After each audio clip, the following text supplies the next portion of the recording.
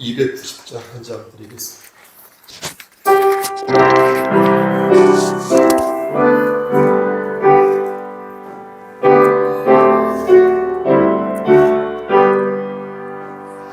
우리 주님을 내배반하라. 내 주 예수여 저리 날 부르사. 그 참 되신 사랑을 베푸시나니 내 영 되어 주님을 거하느라. 주 원리의 미래, 주 원리의 미래, 주 원리의 미래. 항상 계시네. 주께서 풍성하게 내리내려 내 영혼이 나를 구하느니. 주 예수를 너희도 구주로 삼며 곧 따르면 풍성한 복 받겠네. 주 원리의 미래, 주 원리의 미래, 주 원리의 미래. 항상 계시네. 무거운 짐 지고 가는 인생 주 예수께 돌아와 오시어라. 내 주 예수 너희를 돌보실 때에 참 고난과 위가 넘치겠네. 주 너희의 믿음, 주 너희의 믿음, 주 너희의 믿음. 항상 계시네. 하나님 말씀 보겠습니다. 하나님 말씀 마태복음 6장 26절입니다. 마태복음 6장 26절. 신약성경 제 성경으로 9쪽입니다. 우리 다 찾으셨으면 한 목소리로 마태복음 6장 26절을 합독하겠습니다. 공중의 시작. 공중의 새를 보라. 심지도 않고 거두지도 않고 창고에 모아들이지도 아니하되 너희 하늘 아버지께서 기르시나니 너희는 이것들보다 귀하지 아니하냐. 아멘. 성경을 덮지 마시기를 바랍니다. 기도하시겠습니다. 하나님, 이 시간 간절히 바라고 하는 것은 우리 황금자곤사님 끝까지 함께 하셔서 하나님 말씀 안에서 하나님의 자녀로서 하나님 살아남을 수 있도록 하시고 하나님을 기쁘시게 하는 삶을 살다가 하나님께서 원하시는 그때에 하나님 만날 수 있도록 도와주시옵소서. 두 자녀에게도 함께 하시사 유엘한 자매 그리고 그의 가정과 유호영 형제 그리고 그의 가정 위에 역사하시사 아름답게 사용되어지는 도구들 될 수 있도록 하시고 하나님께 크게 쓰임받는 아름다운 형제요 자매들 될 수 있도록 도와주시옵소서. 아멘. 이 시간 하나님 말씀을 대언하고자 합니다. 하나님께서 함께하여 주시옵소서. 예수님의 이름으로 기도하였습니다. 아멘. 오늘 본문은 예수님께서 제자들에게 하신 말씀입니다. 너희는 이것들보다 귀하지 아니하냐 이렇게 물으셨는데요. 그렇게 물으셨을 때 여기서 말씀하는 너희는 누구를 가리키는 것이겠습니까? 바로 제자들을 가리키는 것입니다. 그럼 어떤 제자들을 가리키는 것일까요? 12제자를 여러분 가리키는 것일까요? 그렇지 않습니다. 여기에서 말씀하는 너희는 예수님을 믿는 모든 제자들을 지칭하는 것입니다. 여러분 마태복음을 쓴 제자가 마태지 않습니까? 이 마태는 마태복음 10장 1절 전까지 12제자에 대해서 아예 언급을 하지 않았습니다. 그러니까 오늘 본문이 마태복음 6장이지 않습니까? 그러니까 여기서 말씀하는 너희도 예수님을 따르는 많은 제자들을 가리킨다고 보는 것이 맞습니다. 또 지금 이 말씀을 듣는 장소가 어디입니까? 여러분 5장 1절 말씀을 보시겠습니까? 5장 1절 말씀을 보면 산이라는 것을 알 수 있습니다. 산이요. 그렇죠? 그러니까 예수님께서는 본격적으로 천국에 대한 세밀한 말씀을 전하시고자 장소를 옮기시는데 그 장소를 산으로 정하신 것입니다. 그 산이 누구는 가버나움과 디베라 사이에 있는 언덕이라고 말하고 또 누구는 갈릴리 전설에 나오는 바에 의하면 그 산 이름을 핫틴산 이렇게 얘기하는 분들도 있는데 어쨌든 간에 구체적으로 어떤 장소인지는 모르겠으나 중요한 것은 무엇입니까? 이전까지는 우리 주 예수 그리스도께서 병을 고치시면서 그 위에 단편적인 교훈을 얹으셨는데 이제부터는 본격적으로 하나님 나라와 하나님 나라를 소유한 백성들이 어떻게 살아가야 하는지를 말씀해 준다라는 것입니다. 아멘. 그래서 마태복음 5장에서 7장까지의 말씀을 여러분 잘 아시는 특별히 산상수훈이라고 말씀하고 있는 것입니다. 산상, 산 위에서 수훈하셨다. 교훈을 가르쳤다. 수가 베풀 숫자거든요, 한자로. 그러니까 산 위에서 교훈을 베푸셨다. 이렇게 되겠습니다. 산상수훈을 또 산상보훈이라고도 하는데 그만큼 어떻습니까? 보석처럼 말씀이 귀해서 아주 귀하다. 그런 의미에서 산상보훈이다 라고도 하는데 어쨌든 오늘 본문도 예수님께서 제자들을 향하여서 당부하신 보석 같은 말씀 중에 하나다 이렇게 말씀드릴 수 있겠습니다. 그럼 오늘 본문이 짧으니까 한 절만 오늘 본문을 좀 더 자세하게 살펴보겠습니다. 예수님께서 말씀하시기를 너희는 이것들보다 귀하지 아니하냐 이렇게 말씀하셨죠. 그런데 이것은 예수님께서 모르셔가지고 제자들에게 너희는 이것들보다 귀하지 않니? 라고 물어보신 것이 아니라 너희가 정말로 너네들이 정말로 귀한 존재라는 것을 모르냐? 너희는 정말로 귀한 존재다라는 것을 강조하시기 위해서 이렇게 말씀하신 것입니다. 그렇죠? 앞에서도 말씀드렸지만 너희는 12제자를 가리키는 것이 아니라 5장 1절에 나오는 것처럼 산에 오른 많은 제자들을 가리키는 것입니다.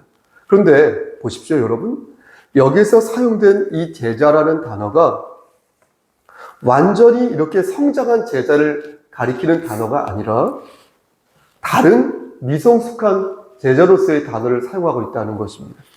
여기에서 사용된 단어가 마테나이라고 하는데 이 마테타이는 말씀드린 것처럼 제자이긴 한데 좀 성숙하지 못한 제자라는 것입니다.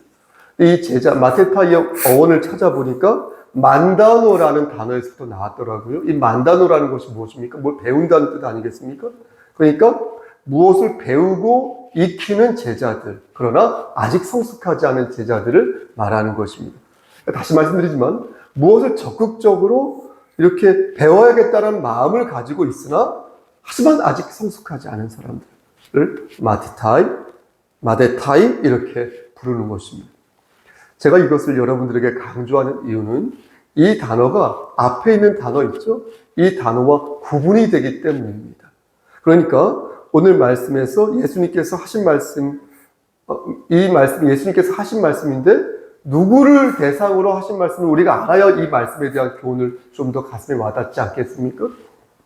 그러니까 그 대상을 말씀드리는 것입니다. 너희는 이것들보다 귀하지 아니하라고 말씀하실 때 너희는 12제자만을 가리킨 것이 아니라 예수님의 가르침을 배우고자 예수님과 함께 산에 오른 많은 여러 제자들을 가리킨다. 이렇게 여러분들 생각해 두시면 되겠습니다. 그럼 보십시오, 여러분. 예수님께서 그 앞에서 보셨지 않습니까? 예수님께서 보신 그 허다한 아주 많은 무리, 그 무리가 다 산에 올랐습니까? 그렇지 않죠.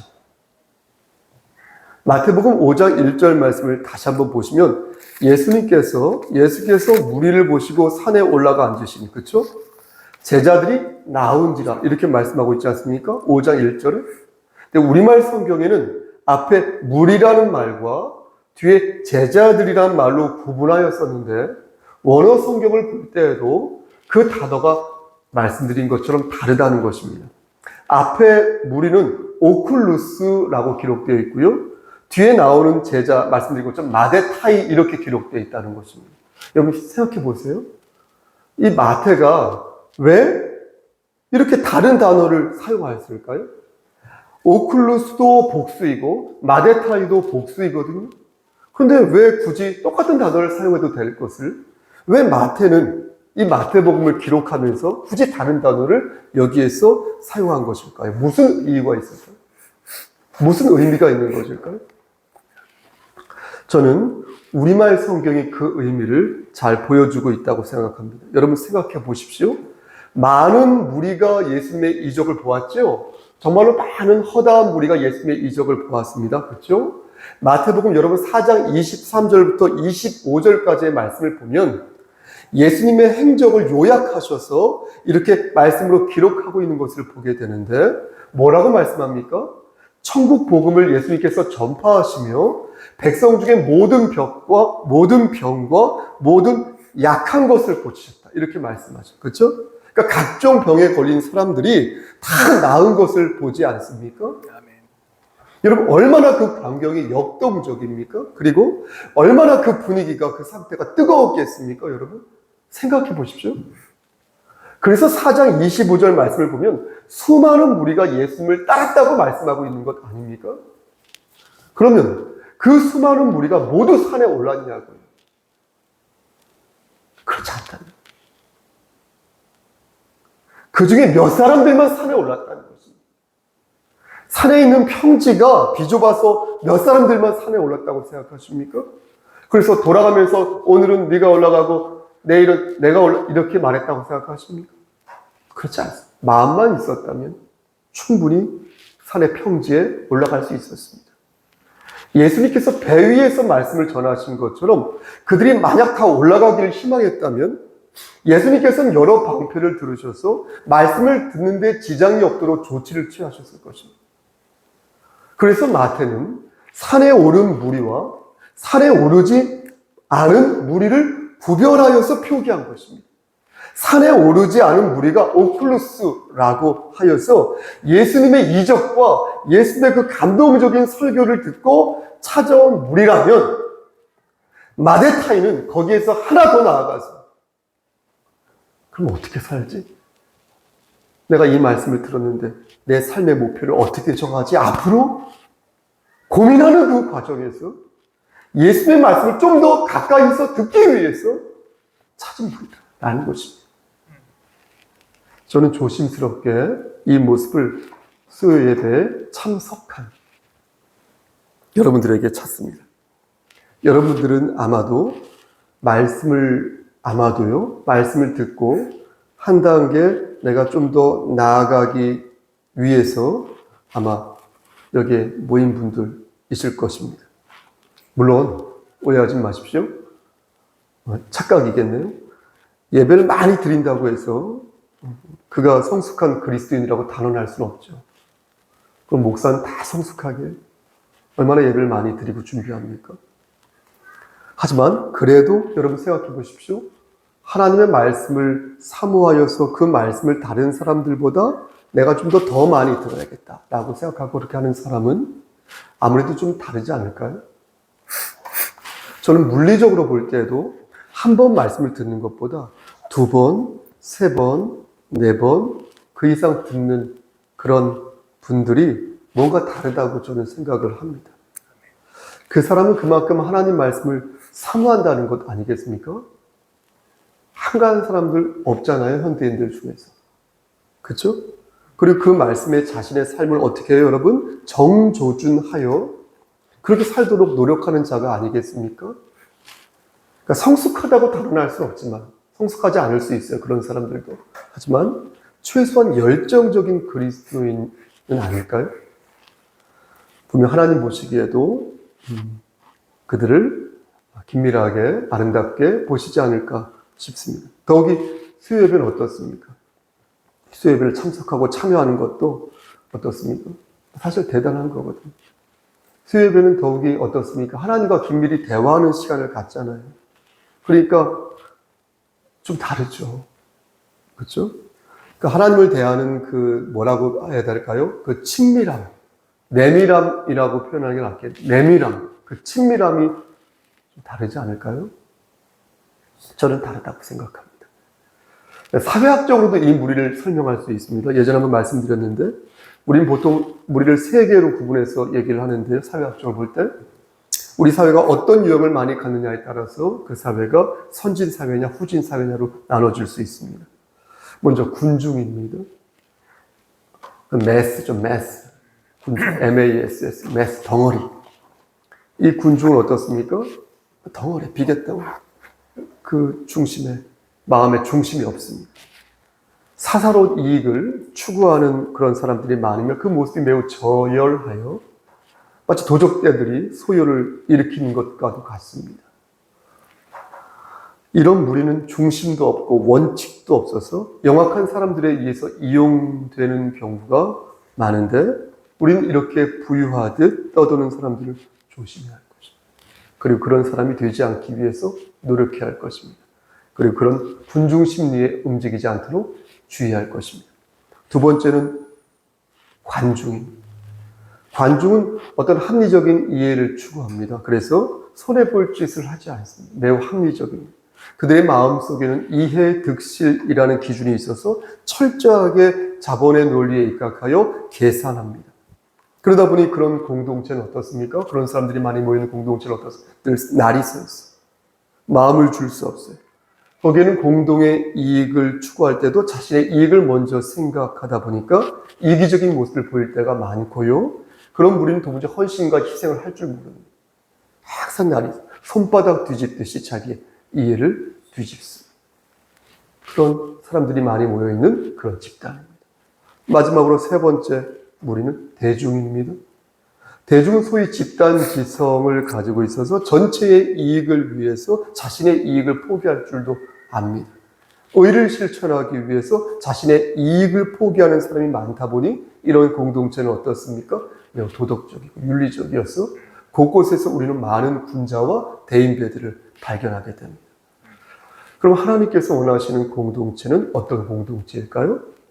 집단 지성이 가득 찬 대중일까요? 맞습니다. 다수의 이익을 위해서 자신의 이익을 포기할 줄도 아는 그런 집단 지성체가 바로 하나님께서 원하시는 공동체입니다.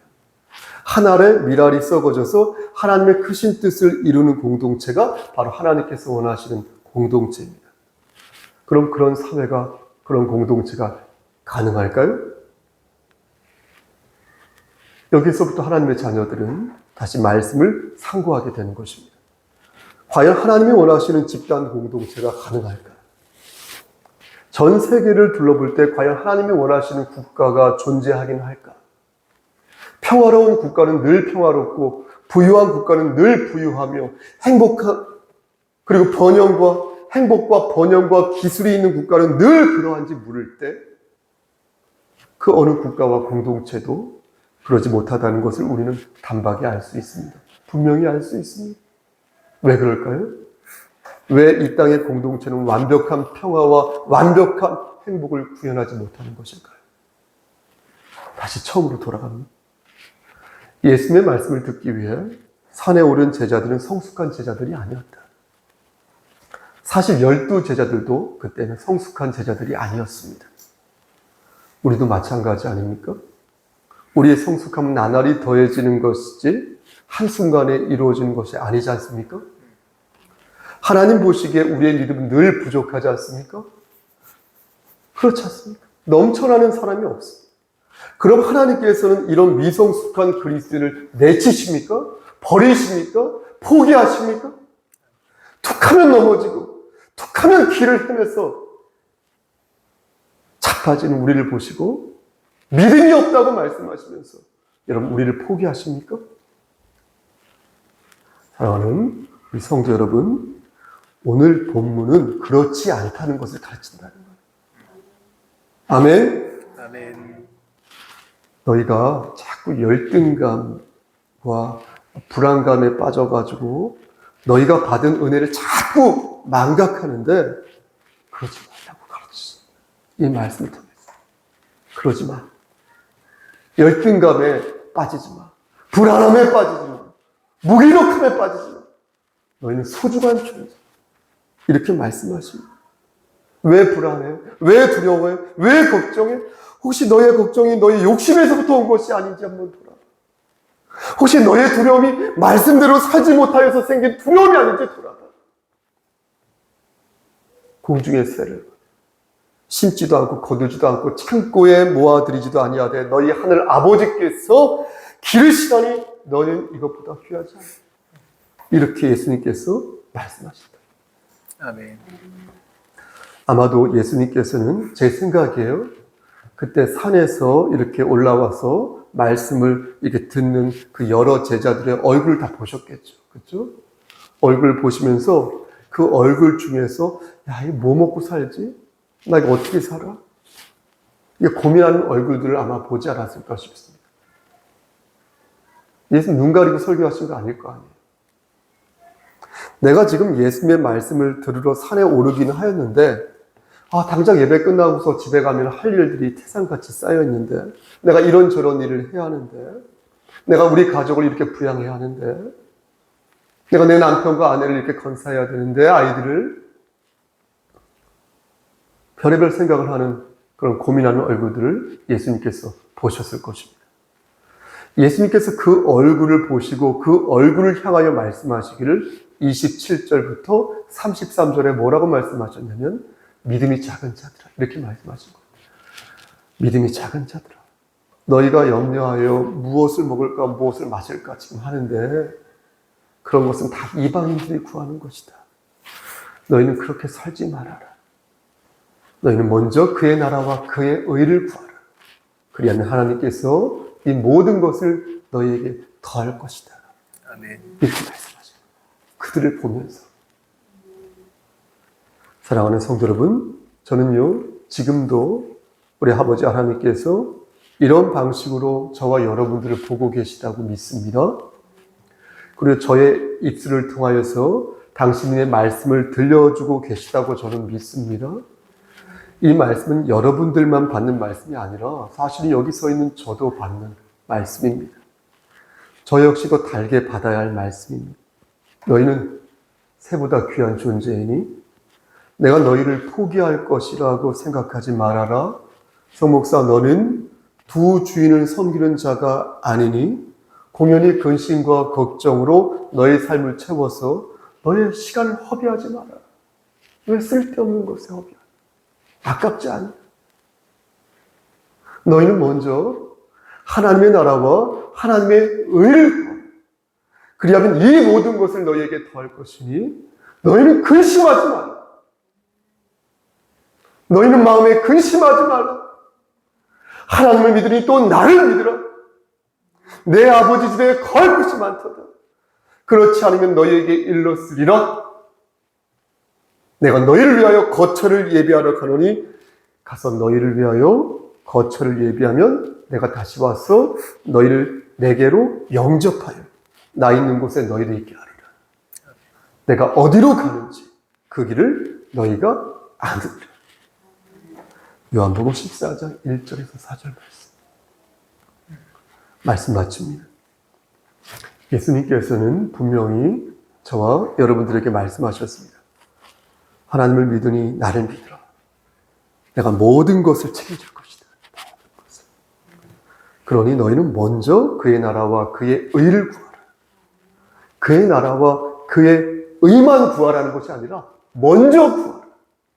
먼저 그의 나라와 먼저 그의 의를 구하라 말씀하셨으니 우리가 삶의 우선순위를 하나님의 나라로 먼저 둘 때에 다른 모든 일도 열심히 하게 될 것이고 그때에 하나님께서는 다른 모든 것들을 책임져 주신다는 것입니다.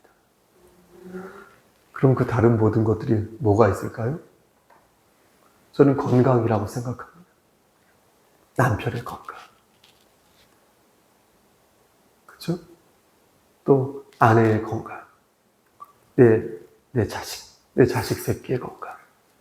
내 부모님의 건강. 또 저는 우리의 출입이라고 생각합니다. 나가고 들어가는 모든 것이라고 생각합니다.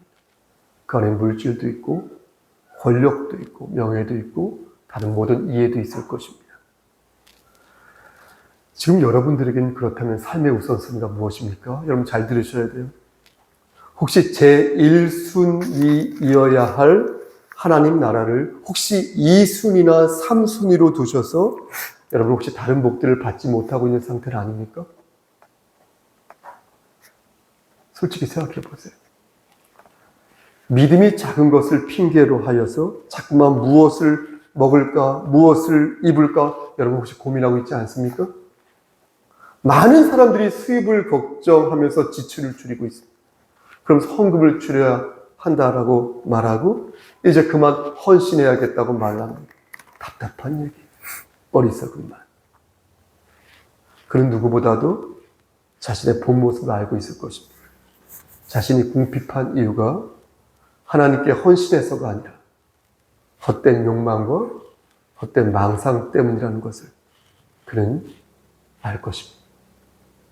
욕심이 잉태하여 죄를 낳았고 죄가 잉태하여 사망 이전에 궁핍을 낳았다는 것입니다. 사랑하는 우리 성석교회 성도 여러분, 삶의 우선순위를 하나님 나라에 두어 보십시오. 아멘. 그리고 내 안에 있는 탐욕을 여러분 한번 과감하게 저와 함께 내려놓아 보십시오. 그리고 교회 공동체로서 우리가 함께 할 수 있는 것들을 한번 구체적으로 생각해 보십시오. 그러면 하나님께서는 우리가 보지 못했던 것을 보게 하시고 우리가 하지 못했던 기도를 하게 하실 것입니다. 우리가 사랑하는 그 형제와 자매를 위해서 다시 하나님을 의지하는 마음을 우리에게 갖게 하실 것입니다. 아멘. 우리는 새들보다 귀한 존재라 말씀하셨으니 여러분 이 말씀을 믿으시고 다시 하나님의 나라와 하나님의 의를 구하는 여러분 되시길 저 좀 보시고 우리를 죄에서 구속하여 주신 주 예수 그리스도의 받들어 간절히 축원합니다. 아멘. 하나님 좁은 입으로 하나님 말씀을 대언하였습니다. 하나님 말씀만 기억날 수 있도록 도와주시옵소서. 예수님 이름으로 기도하였습니다. 아멘. 이제는 우리를 죄에서 구속하여 주신 우리 구주 예수 그리스도의 은혜와 아버지 하나님의 만극하신 그 사랑하심과 성령 하나님의 교통하시고 인도하시는 모든 역사하심이 하나님 말씀 안에서 우리가 새들보다 귀한 존재라 말씀하신 그 말씀을 마음에 새겨서 다시 당당히 일어서서 하나님 나라를 제1순위로 추구하며 살기를 소원하는 여기 모인 성도와 그들의 가정과 이 재단과 이 나라 위에 하나님의 사랑하심이 세세토록 함께 계실지어다. 아멘. 잠시 묵상 기도하십니다.